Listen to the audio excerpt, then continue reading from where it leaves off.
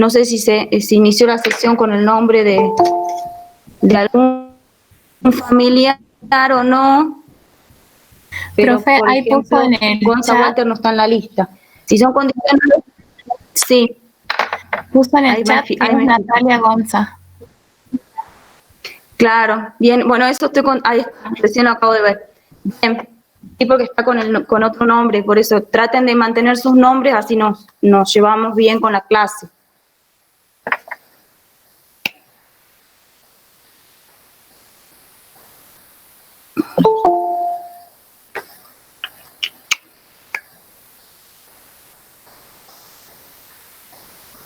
Franco Ezequiel.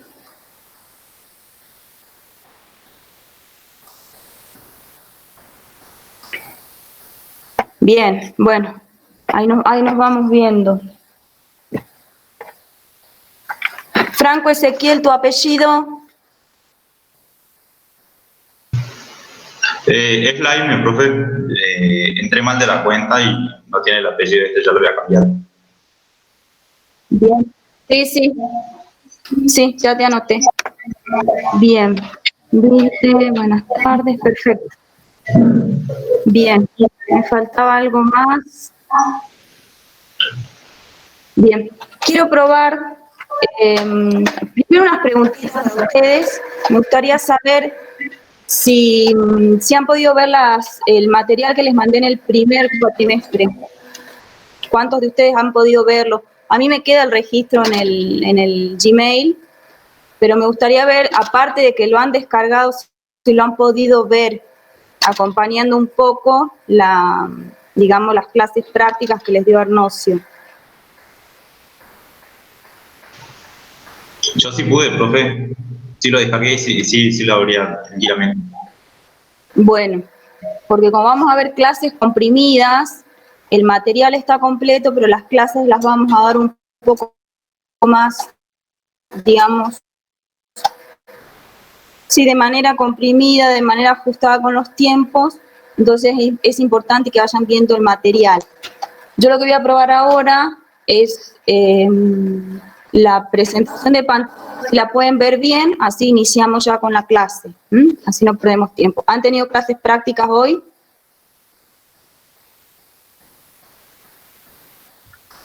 ¿No? Hola, profe. No, hoy no tuvimos. Bien, el JTP se va a comunicar con ustedes porque algunos de ustedes fueron cumpliendo con los trabajos prácticos, ¿sí? Bueno.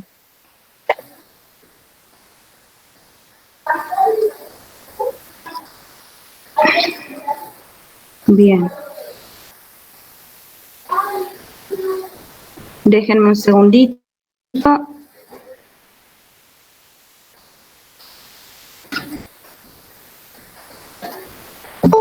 Ahí siguen llegando algunos chicos.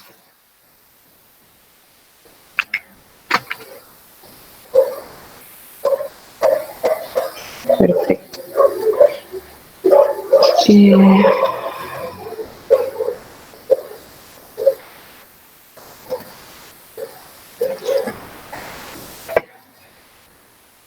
Bien, me gustaría ver si ven la clase, si ven la presentación. Sí se ve, profe. ¿Sí se ve? Bueno. Sí. Si me acuerdo, la mayoría está conectado. Vamos a comenzar con la clase. En todo caso, después si tienen consultas me van diciendo, ¿sí? Sí. Yo voy a ir despacio, así podemos ir, si ustedes tienen algunas dudas, me pueden preguntar, ¿sí? Lo que vamos a ver en esta primera clase, con el programa comprimido, es la parte de introducción, la parte de clasificación de yacimientos minerales y la parte de metalogénesis. Como sabemos, yacimientos minerales ya es de cuarto año y es una materia integradora. Nosotros lo que integramos es con los contenidos de mineralogía, porque analizamos la yacencia de minerales específicos que son importantes para la industria, analizamos los procesos que le dan origen, es decir, los procesos genéticos, la petrología que está asociada, sea ígnea, sedimentaria o metamórfica, analizamos digamos, la contraparte geofísica también, porque es una herramienta indirecta que nos ayuda a conocer la disposición de los yacimientos en profundidad. La termodinámica y la geoquímica, porque vemos asociaciones de elementos químicos y vemos sus condiciones termodinámicas de formación, es decir, presión, temperatura, después presión de vapor, fugacidad de oxígeno, etc. Y geología estructural, entre otras disciplinas, también es importante porque necesitamos ver las condiciones de yacencia, es decir, morfología y disposición de los depósitos, y si están asociados o no a una deformación posterior. Como es una materia integradora, digamos que los procesos de formación de los yacimientos ya los han visto en otras materias, como yo les indicaba en los apuntes que ya recibieron, y lo que vamos a ver nuevo son las condiciones de hidrotermalismo, es decir, los fluidos hidrotermales calientes que circulan en la corteza y que también, contribuyen a la génesis de algunos de los yacimientos. Vamos a ver entonces algunos conceptos básicos sobre los depósitos y yacimientos minerales, diciendo que la formación de depósitos minerales es un fenómeno geológico excepcional. Tenemos que tener en cuenta que 9 elementos constituyen el 99% de la corteza terrestre. Estos 9 elementos se consideran dentro de los óxidos mayores en un análisis químico, y son la sílice, el aluminio, el hierro, calcio, el sodio, el magnesio y el potasio. Muchas veces dentro de los óxidos mayores también se considera el titanio y el manganeso, como lo van a ver en los análisis químicos, y el resto de los elementos están por debajo del 1%. Los metales, principalmente los más importantes económicamente, incluso están por debajo del 0,1% como promedio en la corteza. Asimismo, los elementos químicos se agrupan en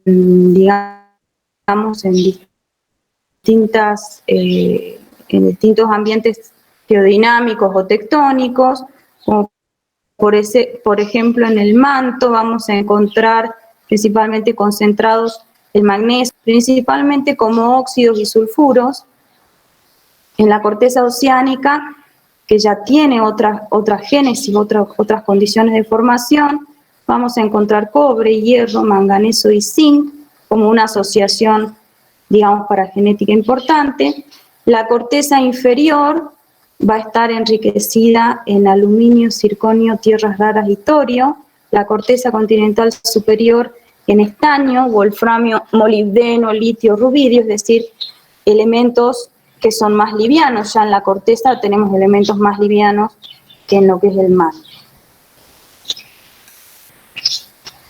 Vamos a definir lo que es un depósito mineral, que es cualquier concentración anómala natural, localmente restringida, de una sustancia mineral que es útil en la corteza. Esta sustancia mineral puede ser un mineral metálico o no metálico, una roca de aplicación, por ejemplo una caliza, o puede ser un elemento químico, como es el caso del litio en salmueras, que es un elemento químico que se encuentra en solución. Desde el punto de vista geoquímico constituye una anomalía geoquímica, ya que ese mineral en el yacimiento, o un metal por ejemplo, va a estar enriquecido una X cantidad de veces con respecto a lo normal de la corteza o al promedio que se considera como fondo geoquímico o clave. El término yacimiento mineral es más restrictivo y se refiere al depósito mineral que es económicamente explotable. Es decir, no todos los depósitos minerales constituyen posteriormente un yacimiento. Y el grado de enriquecimiento que se alcanza en un yacimiento con respecto al promedio de la corteza se reconoce como factor de concentración. Y es una relación entre los valores del metal obtenidos, que se conoce como ley del metal o del mineral, con respecto al fondo geoquímico.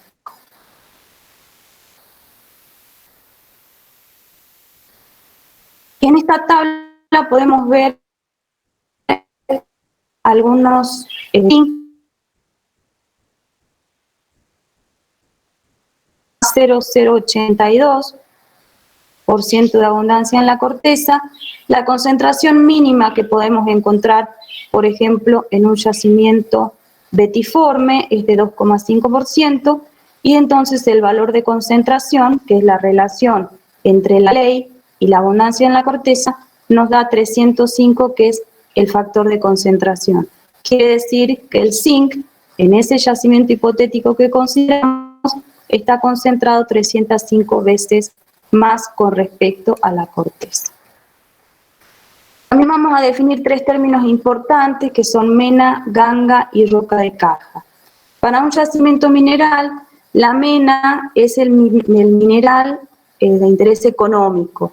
Puede ser una mena monomineral, por ejemplo, oro alojado en cuarzo, o puede ser una mena constituida por distintos componentes, por ejemplo, galena, esfalerita, calcopirita, que es una mena polimetálica. Los minerales de importancia económica se pueden separar en dos grupos, estos minerales de mena, en menas metálicas y no metálicas, y dentro de las no metálicas se puede dividir en minerales y rocas industriales. Los componentes de la ganga son aquellos que acompañan la mena. Si yo digo, por ejemplo, oro en ganga de cuarzo, quiere decir que el oro se encuentra como partícula libre dentro de una masa de cuarzo, y esto generalmente se da en vetas. En este caso, el oro es la mena y la ganga es el cuarzo. La otra palabra que yo les mencioné, que es roca de caja, en este caso está puesto estéril en la presentación, es el material o roca que acompaña la mineralización, es decir, la mena junto con la ganga, y no tiene valor económico.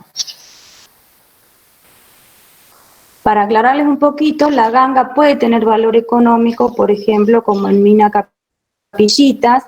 Mina Capillitas es un depósito hidrotermal de sulfuros y tiene una ganga de rodocrosita. En principio se explotaban los sulfuros y posteriormente se empezó a explotar la ganga, es decir, la rodocrosita, con mayor importancia económica que los sulfuros.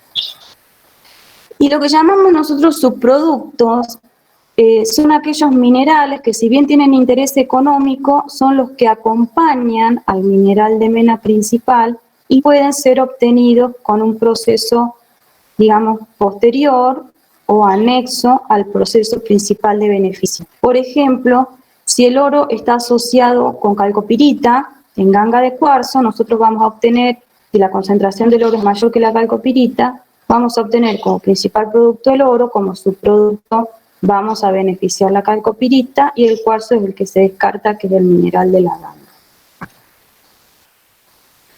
Vamos a definir ley media. Ley es la concentración del metal en un determinado yacimiento. Eso se conoce como ley, se expresa en %.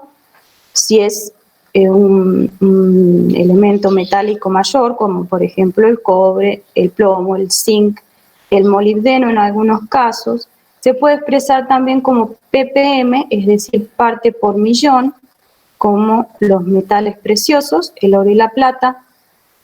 El ppm equivale a gramos por tonelada y 1% equivale a 10.000 ppm. Estas equivalencias yo se las puse ya en los apuntes correspondientes, para que ustedes tengan un poquito de idea de las equivalencias de las unidades. Como un yacimiento es una anomalía que tiene un factor de concentración mayor al Clark, la ley media del yacimiento, es decir, el promedio de las leyes que yo estudié en todo el yacimiento, van a ser mayores que el Clark. Y la ley de corte en realidad es un parámetro más económico, lo vamos a ver en la próxima materia, pero quizá lo veamos en algunos apuntes también. Entonces lo vamos a definir aquí. La ley de corte es la concentración mínima que necesita el yacimiento para mantener la relación costo-beneficio. Es decir, si la ley de corte es muy alta, es decir, yo necesito un porcentaje, por ejemplo, de cobre del 5% para que el yacimiento sea económico, las leyes que estén por debajo del 5% no me van a ser beneficiosas y esa parte del yacimiento quizás se descarte durante la explotación. Vamos a iniciar ahora. ¿Hasta acá cómo vamos?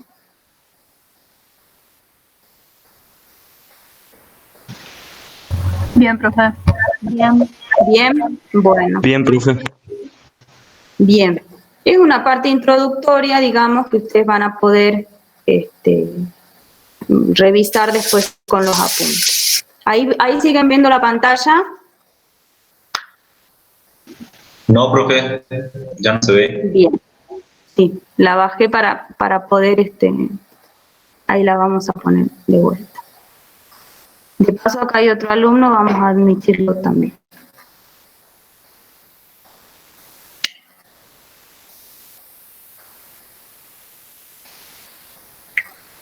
Bien, ahí tenemos otro alumno vinculado ya. Bien, vamos a empezar ahora con lo que son las teorías genéticas. Las teorías genéticas, les explico un poquito antes de poner la pantalla, son las teorías, digamos, de formación de los yacimientos minerales. Aquellos yacimientos minerales que están vinculados a rocas ígneas tienen, digamos, una teoría genética de formación que vincula la evolución, por ejemplo, de una cámara magmática, como son los yacimientos de cromita, los yacimientos de sulfuro de níquel-cobre. Aquellos yacimientos vinculados a una génesis metamórfica son bastante claros también, con formación, por ejemplo, de cordierita, silimanita, algunos depósitos de oro asociados a cinturones de rocas verdes. Y los depósitos asociados a rocas sedimentarias, como ya lo saben ustedes, pueden ser de precipitación química, de acumulación biogénica. Esas teorías genéticas de formación que vinculan los procesos de génesis son los que se usan después para las clasificaciones de los yacimientos minerales. Los únicos procesos que vamos a ver en detalle, porque son diferentes a los que ya vieron ustedes en la carrera, son los procesos hidrotermales, que son los que vamos a incluir ahora. Los demás procesos los vamos a ir viendo en detalle a medida que nosotros avancemos con cada tipología de depósito. Bien.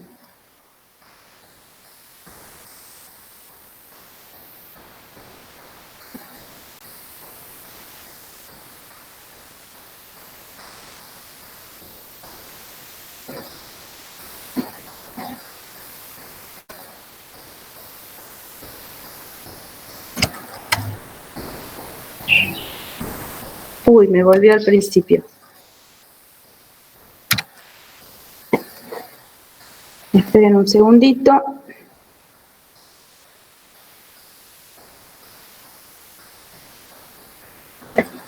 Ahí estamos. ¿La ven bien?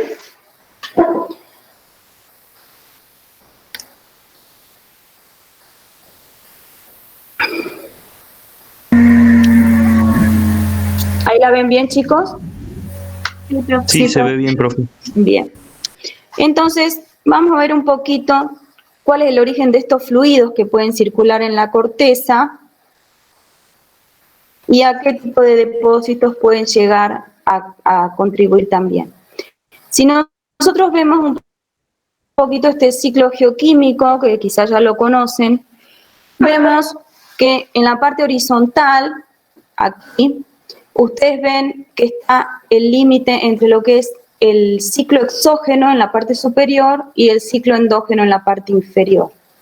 Si nosotros comenzamos con el ciclo exógeno, nosotros tenemos que a partir del levantamiento, sobre la parte izquierda, el levantamiento y la erosión, con el levantamiento ustedes tienen erosión de las rocas que se están, digamos, que están sufriendo orogénesis o epirogénesis, y sufren meteorización química o física. Esos productos que son liberados de la roca original son incluidos en el transporte superficial, sea por el agua, por el viento, por los glaciares. El agua puede ser de origen continental o de origen marina, es decir, agua dulce o agua salada. Entonces nosotros tenemos distintos yacimientos, por eso está dividido en tres la parte del ciclo supergénico. Supergénico o exógeno. tenemos minerales primarios que son residuales, por ejemplo, el oro se libera de la roca original, es transportado por un sistema fluvial y depositado en placeres auríferos como los de Sierra de Rinconada, como los de Oro Mayo. La metalización química, que es la parte central del ciclo exógeno, está dominada principalmente por la hidrólisis, que ayuda a la, digamos, la disociación de algunos minerales, generando óxidos o hidróxidos, es decir, minerales hidratados junto con los arcillosos, que son sedimentados. Esos procesos llevan a la modificación de un mineral original, por ejemplo un feldespato, para contribuir, o una mica, a otro tipo de mineral, por ejemplo una bauxita, una caolinita. Y finalmente aquellos minerales que son disueltos, esos iones disueltos son transportados como sales solubles y también contribuyen al proceso de sedimentación o, en el caso de las almoras de litio, alojarse en cuencas cerradas. Ese ciclo exógeno termina con la diagénesis. La diagénesis es el límite entre el ciclo exógeno, típicamente sedimentario, y el ciclo endógeno que comienza con el metamorfismo. El límite entre la diagénesis y el metamorfismo está dado por la primera fase metamórfica, que es la de la aumontita prenita, que es en la fase de zeolitas. Eso lo deben recordar de petrología. Entonces, allí comenzaría el ciclo endógeno. El metamorfismo, entonces, es un proceso de cambio mineral que se produce por presión y temperatura. Esa presión y temperatura hace que las menas se modifiquen y si aumenta la presión y la temperatura, entramos al límite de la anatexis, es decir, la fusión y la generación de un magma a partir de una roca metamórfica. Los magmas, recuerden que también se generan en el manto y la parte inferior de la corteza. Por cristalización, nosotros tenemos las rocas ígneas, plutónicas, subvolcánicas y las volcánicas que ya forman parte del ciclo exógeno. Entonces, vinculado a esto, ¿dónde tenemos nosotros fluidos que pueden contribuir a la movilización de metales en la corteza? Uno es la diagénesis, porque la diagénesis y la formación de rocas sedimentarias implica la expulsión de agua. Esa expulsión de agua que se da en una cuenca contribuye a la generación de fluidos denominados cognatos. Como estas rocas sedimentarias muchas incluyen evaporitas en la secuencia de sedimentación, esos fluidos cognatos son de alta salinidad. Otra fuente de fluidos es el metamorfismo, ya que durante el metamorfismo se producen reacciones de deshidratación, es decir, una arcilla se transforma en una zeolita, se transforma en un silicato no hidratado y libera agua. Esos fluidos metamórficos también contribuyen en su circulación a la lixiviación de determinados metales que son de interés económico para la formación de otros yacimientos. Los magmas también generan fluidos que se denominan fluidos hidrotermales o fluidos juveniles, ya que como producto de la cristalización fraccionada, un magma que comienza con la precipitación de minerales anhidros, la típica serie de Bowen, termina con la cristalización de minerales hidratados, es decir, la composición de los anfíboles, las micas, teniendo como residuo un fundido altamente rico en volátiles que contribuye a la formación luego de las pegmatitas y puede tener un residuo con más del 90% de agua que conforma estos fluidos hidrotermales. Posteriormente, Todo lo que es el ciclo exógeno está dominado por dos tipos de fluidos que pueden contribuir a la circulación en la corteza. Uno son los fluidos meteóricos, es decir, producto de las lluvias, que se infiltra en la parte superior del suelo, las rocas sedimentarias, por fracturas puede acceder a las zonas más bajas de la corteza, a las zonas, más bajas en la corteza, y contribuyen también a la lixiviación y circulación de determinados elementos químicos en la corteza. Esos son los fluidos meteóricos. Generalmente el pH es neutro, la salinidad es baja, o sea, es prácticamente un agua dulce, y la temperatura también es baja. Otros fluidos que son los últimos que nos quedan son los fluidos de origen marino. El agua de mar puede infiltrarse en el fondo marino y también contribuir a la generación de algunos yacimientos.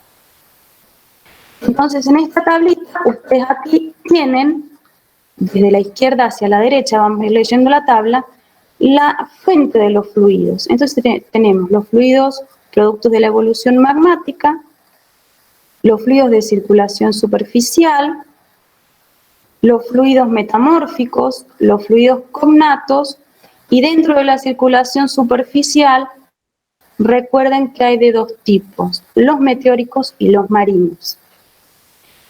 Estos fluidos se van a movilizar en la corteza por diferentes, digamos, por gradientes de temperatura, gradientes de presión, de salinidad, de densidad. Esa es la energía que los va a movilizar en la corteza. Por ejemplo, un fluido que circula en el sistema exógeno, por ejemplo, los fluidos meteóricos, el agua de lluvia, se infiltra en los conos aluviales, llega a una cuenca cerrada como la de los salares de la Puna, ese fluido no se moviliza más porque no tiene para dónde ir. Entonces se concentra sin poder movilizarse a otras cuencas ni en sentido pendiente, hacia abajo de la pendiente. Los otros fluidos se van a mover a través de una porosidad primaria, es decir, de los poros de las rocas sedimentarias, o de porosidad secundaria. Y la porosidad secundaria se puede generar de dos formas. Una por fracturación, ¿sí?, de formación frágil en la corteza superior, o por disolución, principalmente en rocas evaporíticas o carbonáticas, en ambientes que permitan la disolución, la generación de cavernas, etc. Ese fluido que circula genera una alteración o lixiviación de la roca de caja. Esto va a depender, uno, de la composición del fluido, es decir, temperatura, pH, EH, composición química, de la composición de la roca de caja, ¿sí?, y temperatura de la roca de caja, y de la porosidad que tenga. Una roca porosa va a ser más fácilmente lixiviada por los fluidos y alteradas en su pasaje que una roca que no tiene porosidad. Una roca metamórfica por la que circula un fluido no va a tener tanta llegada, al fluido como una roca sedimentaria. Primero porque va a estar casi a la misma temperatura que el fluido. Entonces eso impide que el fluido penetre lo suficiente en la roca para, proceder a una lixiviación importante. Una vez que ese fluido comienza a circular en la corteza, tiene un pase de migración a través de esta porosidad primaria o secundaria y necesita un sistema de entrampamiento para poder precipitar los minerales de mena.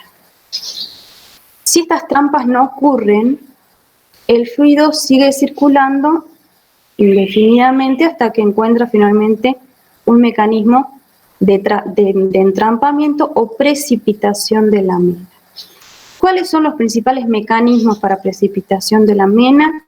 Una, la mezcla de los fluidos, ¿sí?, que le pueden cambiar la temperatura, el pH, entonces el metal que es transportado por el fluido ya no está en condiciones de mantener su movimiento o de mantenerse en solución dentro del fluido.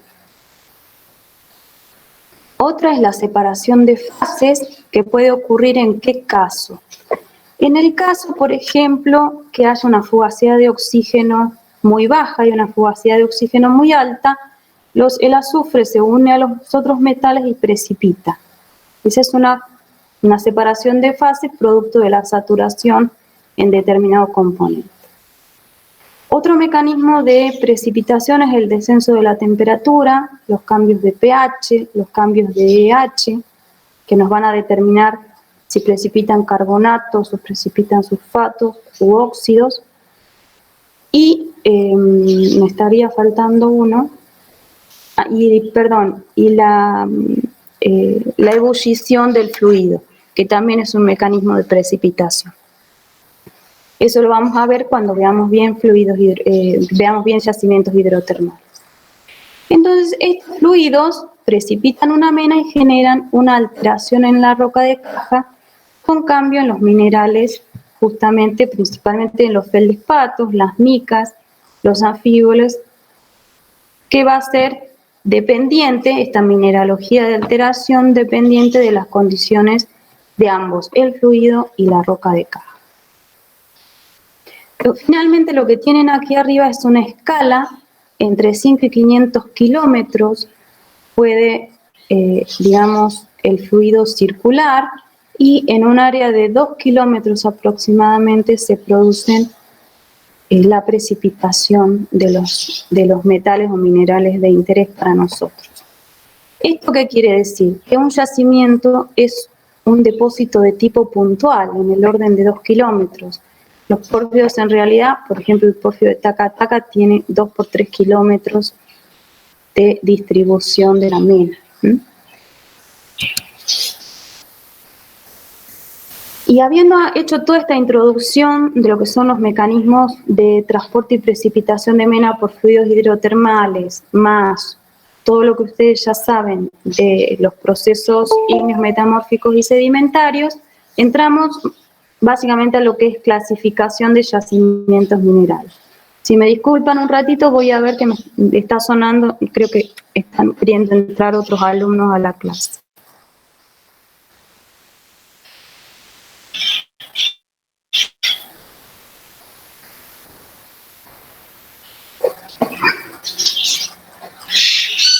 Bien, aquí hay otro alumno.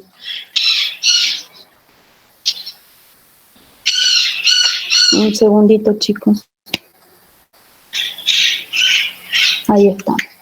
Bien, continuamos entonces.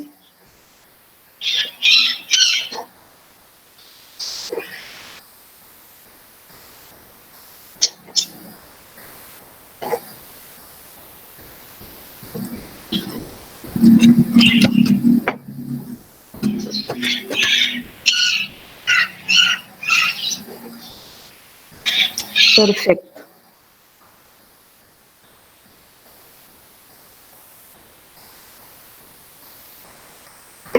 Entramos entonces a la clasificación de yacimientos minerales. Les voy a dar las principales clasificaciones, si bien ustedes van a ver en la información que ya les envié, van a ver que hay más clasificaciones incluidas. Les voy a dar las principales para que ustedes vean un poco la modalidad que se utilizó en la clasificación de los yacimientos minerales. Primero, ¿por qué se empiezan a clasificar los yacimientos minerales? Para dar una guía, para sentar una base y poder decir, bueno, los yacimientos que a mí me interesan son yacimientos que se generan en el ambiente exógeno o en el ambiente endógeno asociado a tal tipo de proceso, por ejemplo, ígneo o metamórfico. La clasificación más antigua es de Beck, de 1904, y según el origen los divide en yacimientos primarios y yacimientos secundarios. Yacimientos primarios porque se generan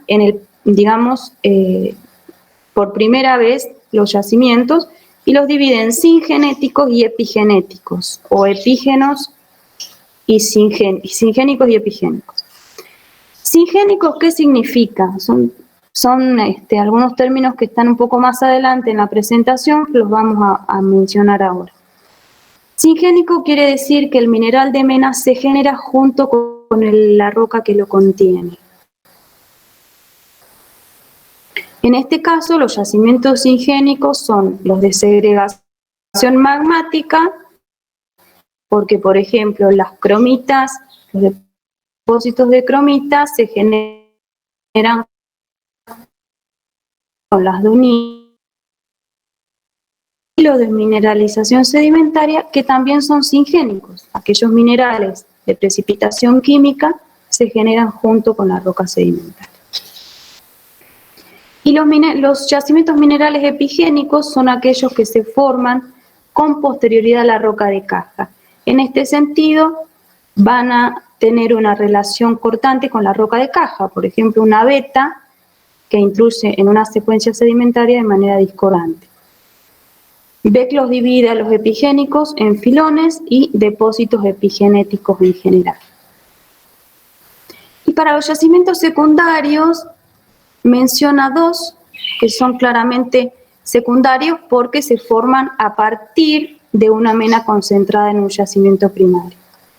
Los divide en yacimientos de placer, es decir, por ejemplo, los yacimientos de oro formados en filones, es decir, en un yacimiento primario, son erosionados, entran al sistema,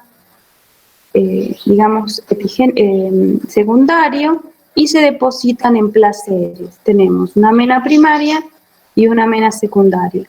Lo mismo pasa con los yacimientos de tipo residual. Nosotros podemos tener yacimientos de tipo sienitas nefelínicas, que son de segregación magmática, y por procesos residuales que implican modificaciones químicas pero no transporte, obtenemos un depósito residual de bauxitas. Posteriormente, Irwin, en 1908, clasifica según el tipo litológico. Entonces clasifica los depósitos en roca y los depósitos de desintegración. Los depósitos en roca los divide en singénicos y epigénicos. En este sentido es parecida a la clasificación de Beck.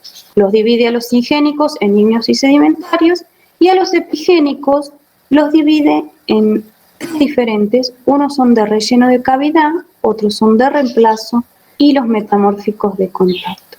Los tres son posteriores a la formación de la roca de caja, es decir, son epigénicos. Los de relleno de cavidad se refiere a vetas que se forman a profundidades escasas, donde el relleno de veta se produce al abrirse la fractura, precipita el fluido que está circulando en la misma. Los yacimientos de reemplazo se dan a mayores profundidades, son yacimientos si bien hidrotermales, pero asociados a zonas de tipo metamórfico o metamórfico de alto grado o de mediano grado. Esa es la profundidad básica para este tipo de yacimientos. Y los metamórficos de contacto son depósitos metasomáticos, básicamente son escasas. Y luego Irving clasifica los depósitos de desintegración como depósitos de desintegración química y de desintegración física. Es decir, desintegración química equivalente a los residuales de Beck y los de desintegración física equivalentes a los de placer de Beck. Otra clasificación importante es la clasificación de Nigli, que es del año 1925. Él clasifica los depósitos en plutónicos y volcánicos. ¿Cuál es la diferencia con las otras clasificaciones? Nigli no clasifica los depósitos sedimentarios, solamente se dedica a los plutónicos y volcánicos. Dentro de los plutónicos divide en tres. Y yo voy a empezar por el tercero, que es el que está abajo, que son los ortomagmáticos, siguiendo un orden en la cristalización fraccionada. Los depósitos ortomagmáticos son generados por la evolución de una cámara magmática. Y divide en dos. Los depósitos de diamante y de elementos de minerales del grupo con elementos de platino y cromo, Estos son asociados, los de diamante asociados a kimberlitas, a rocas que provienen del manto, y los depósitos de cromo y platino asociados a la evolución de una cámara magmática en un ambiente tranquilo. Y los ortomagmáticos de titanio, hierro, níquel y cobre son sulfuros, son depósitos de sulfuros y de óxidos asociados a rocas volcánicas de tipo comatítico o asociados a la base de las ofiolitas. En ambos casos son depósitos de tipo ortomagmático. En el caso de los sulfuros son los denominados, están asociados a los denominados magmas de sulfuros y son producto de una segregación magmática por líquidos inmiscibles. Lo mismo algunos yacimientos de óxidos de hierro y titanio que también son por inmiscibilidad líquida. Cuando estas cámaras evolucionan, se enriquecen en volátiles, es decir, en agua y gases, agua en estado de vapor y gases, y generan los yacimientos neumatolíticos. Estos yacimientos neumatolíticos son básicamente, Nigli los divide en tres de acuerdo a la asociación mineral o de elementos químicos que tienen.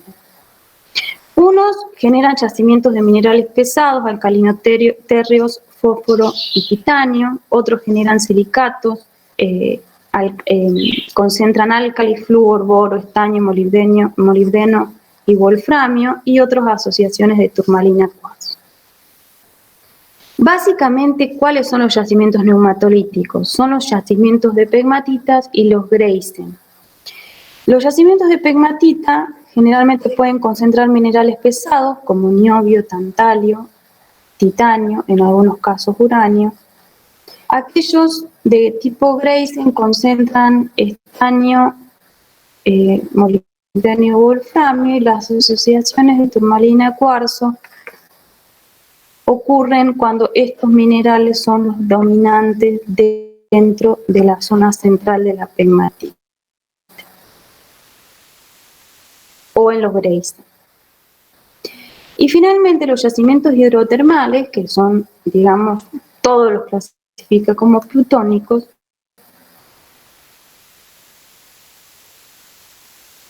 polimetálicos en general, los que concentran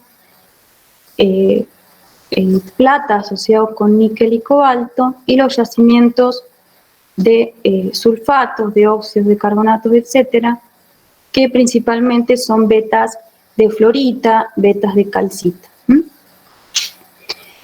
Eso para los plutónicos. Y posteriormente, aparte, clasifica los yacimientos volcánicos como yacimientos exhalativos e hidrotermales, yacimientos neumatolíticos y yacimientos ortomagmáticos nuevamente. ¿Por qué los separa? Porque en este caso él encuentra que asociados a un vulcanismo activo o a un sistema volcánico, se desarrollan estos tres tipos. Los asocia más quizá al sistema exógeno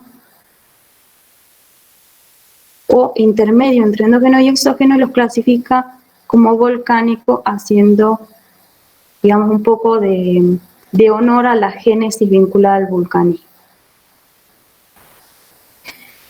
Según la tectónica de placas, nosotros podemos tener distintos yacimientos dependiendo de la geodinámica que ocurre en cada, digamos, en cada lugar específico dentro del sistema tectónico terrestre. Lo que ven en el esquema es que en la posición 1 lo que ocurre es una corteza oceánica en expansión. Esto ocurre en la dorsal mesoatlántica, en el rift del Mar Rojo, en la placa pacífica. Lo que tenemos en estos sistemas es un vulcanismo activo, un vulcanismo submarino, asociado a fracturamiento, asociado a sismo. Esos fluidos hidrotermales van a tener una componente magmática propia del sistema volcánico en profundidad y pueden tener mezcla de fluidos marinos. En ese caso, esa mezcla de fluidos contribuye a la generación de yacimientos metálicos en el fondo oceánico que se denominan BMS o depósitos de tipo CEDEX. En la posición 2 del esquema tenemos un margen convergente, un margen de subducción, como el que ocurre en la cordillera de los Andes. Lo que tenemos aquí es un magmatismo de tipo calcoalcalino. También tenemos fluidos hidrotermales que pueden contribuir a la mineralización. Y estos fluidos hidrotermales pueden mezclarse en la parte superior o en las intrusiones someras con yacimientos de tipo meteórico. ¿Qué tipo de yacimientos vamos a encontrar vinculados a los márgenes de subducción y a la generación de arcos volcánicos continentales? Los depósitos de tipo pórfidos de cobre, pórfidos de estaño, wolframio y molibdeno, algunas pegmatitas, yacimientos hidrotermales en general. En la posición 3 lo que nosotros tenemos son cuencas. Si hubiese otro arco acá o si hubiese cuencas acá, podemos tener cuencas de intraarco, cuencas de retroarco, cuencas de trasarco. Estas cuencas lo que alojan es todo el material que se erosiona de la zona del arco y también acumula determinados elementos químicos de interés. El desarrollo de estas cuencas implica la circulación de fluidos meteóricos, a veces vinculados a algunos fluidos hidrotermales que siguen circulando en la corteza, que pueden ser cognatos, por ejemplo, y contribuyen a la acumulación de determinados elementos en el ciclo exógeno, porque está asociado a la generación de las cuencas. En estas cuencas podemos tener yacimientos de cobre, digamos, estratoligados, es decir, asociados a estratos de determinada composición dentro de la cuenca, como por ejemplo yacimientos de cobre, yacimientos de uranio, los yacimientos de tipo placer, como para mencionar los más, digamos, los más característicos. Asociados a las zonas cratónicas, en las zonas cratónicas principalmente funcionan los yacimientos y procesos del ciclo exógeno, y luego en los cratones en expansión, es decir, rift intracontinental, vamos a tener un magmatismo de tipo alcalino, al cual podemos tener asociados yacimientos de tipo carbonatitas, algunas kimberlitas, como para mencionar los dos más característicos. Entonces, extensionales en los cuales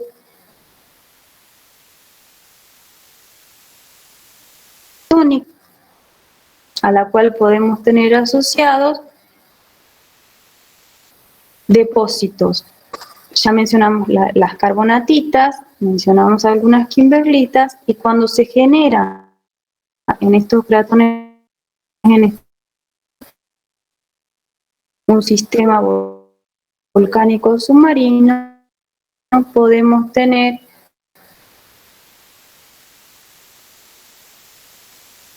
depósitos. Aquí tenemos el ejemplo del Mar Rojo y ejemplos.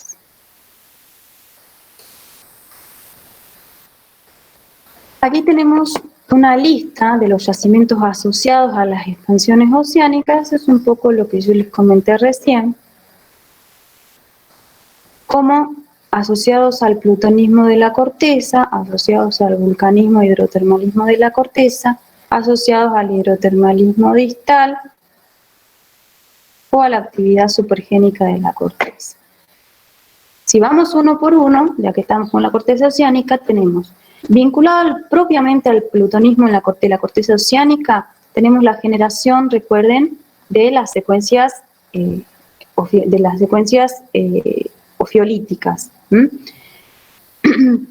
Nosotros tenemos que en la base de las ofiolitas hay rocas intrusivas de características máficas y ultramáficas. En ese sentido podemos tener concentraciones de peridotitas con cromitas o platinoides, concentraciones de ofiolitas con los asbestos en la zona superior, que también son, digamos, minerales de tipo industrial. Estos asbestos, recuerdan, se forman por alteración de los minerales máficos. Asociados al vulcanismo de la corteza y al hidrotermalismo próximo a las dorsales, ya mencionamos los tipos BMS, que son sulfuros masivos de cobre, plomo y zinc. Asociados al hidrotermalismo distal, podemos tener los nódulos de manganeso, que ya vamos a ver en el ciclo exógeno cómo se forman, y a la actividad supergénica de la corteza, lateritas niquelíferas por acción por desintegración y modificación química durante el ciclo exógeno. Para los márgenes de subducción, ya mencionamos los depósitos, la formación de depósitos de tipo porfirio de Corfo, y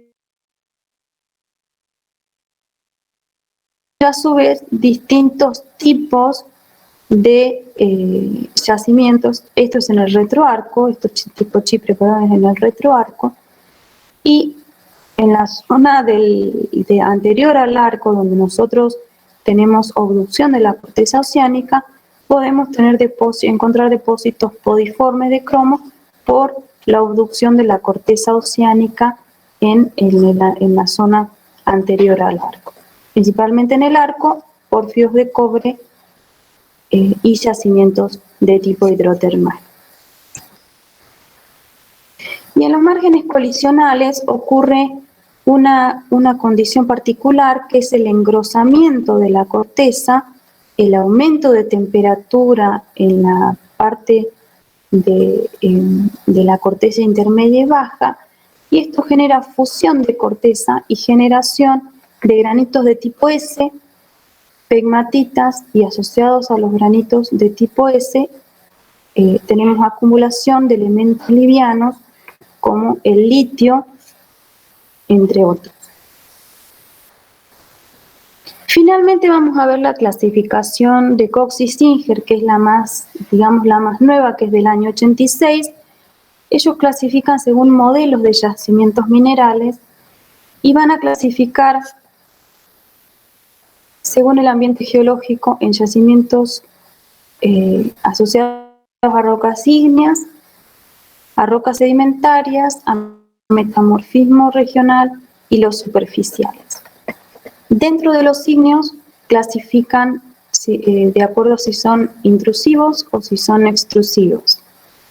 Los intrusivos son todos del ciclo endógeno, es decir, formados en el interior de la corteza. Y los extrusivos del ciclo exógeno. Ya vamos a terminar con esta parte, ¿sí? Dentro de los máficos y ultramáficos, asociados a áreas estables o áreas inestables. Esto va a depender si son cromitas estratiformes, si son cromitas podiformes. Los alcalinos y bifosféridos. Dentro de los extrusivos encontramos máficos y félsicos máficos. Básicamente estos son todos los depósitos de sulfuros masivos, que ya vamos a ver claramente cuáles están asociados a magmatismo bajo, y los félsicos máficos son arcos de islas. Los yacimientos sedimentarios los va a dividir como rocas asociadas a rocas clásticas, carbonáticas o sedimentos químicos. Cada número que ustedes ven aquí a su vez está dividido en números y letras, y hay una lista bastante larga de yacimientos que la tienen completa en el material que está anexo. Los yacimientos vinculados a metamorfismo regional, aquellos derivados de rocas metavolcánicas y metasedimentarias, y metapelitas y metarenitas.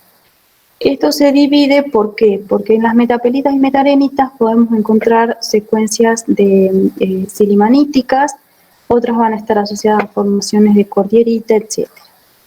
Y finalmente los depósitos superficiales, que los divide como residuales y deposicionales. Básicamente estos son lateritas y bauxitas y los deposicionales son los de placer. Esta clasificación de Cox y Singer es retomada por Sapettini en el 99 para clasificar los depósitos de la Argentina vinculados a una clasificación de tipo numérica y de tipo de modelos de depósitos minerales. La clasificación de Sapettini es la que nosotros vamos a usar para la Argentina, teniendo en cuenta que la clasificación de Cox y Singer es la de uso internacional. Bueno, chicos, hasta acá vamos a ver hoy.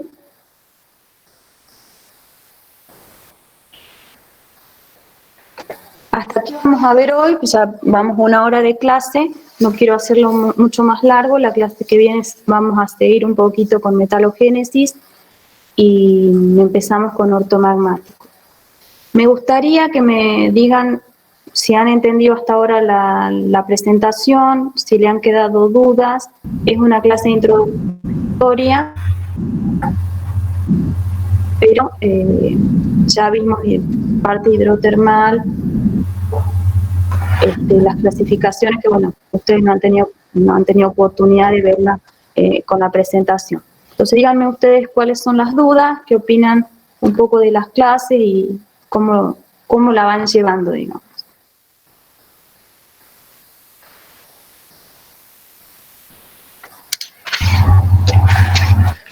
Profe, yo tengo una pregunta referida al material que usted le hacía referencia y le respondió Franco. Yo no la cursé, es la primera vez que la curso y no sé si ese material está subido al Moodle o lo mandó por mail. Yo les mandé el link de Classroom, que también es por Gmail. Se los voy a mandar de vuelta porque son 2 o 3 alumnos que están, digamos, cursando recién ahora la materia, porque no han podido inscribirse o son condicionales, y varios más que no han descargado el material, así que eso yo sé lo poner nada diferente. Entonces si lo descargaron ya está, pero para los que no lo tienen ya les va a llegar el link a lo largo de hoy o mañana, ya se los vuelvo a mandar. Buenísimo, muchas gracias. Siempre van a tener la presentación completa, no la de hoy, sino la completa, porque hoy les di, básicamente les di 3 presentaciones. Van a tener las presentaciones completas, material de los libros escaneado, que ya está, digamos, seleccionado qué es lo que necesitan ustedes, y un escrito, que es un resumen de cada clase, que lo que los leyeron ya lo conocen, como para que ustedes se guíen. Recuerden que yo les subí al final del cuatrimestre una fotocopia de Craig y Bauman. ¿Esa la alcanzaron a descargar alguno?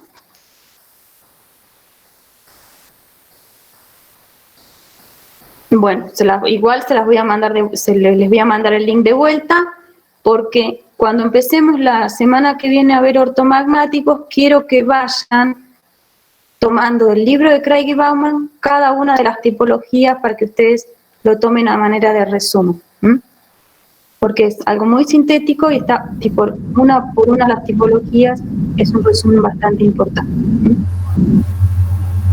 Gracias. ¿Qué otra consulta, chicos? De nada.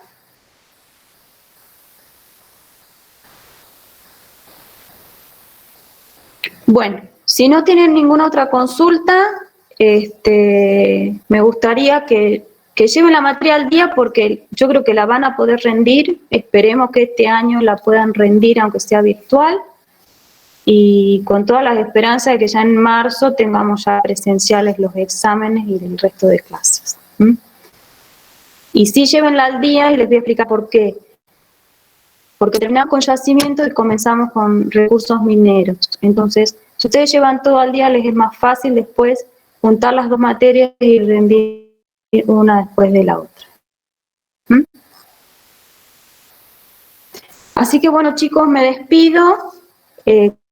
Cualquier otra consulta al mail y nos vemos la semana que viene en el mismo horario, para ver los próximos temas. Ha sido un gusto, chicos, volver a comenzar las clases. Hasta luego, profe. Chao, profe, gracias. Chao, chao.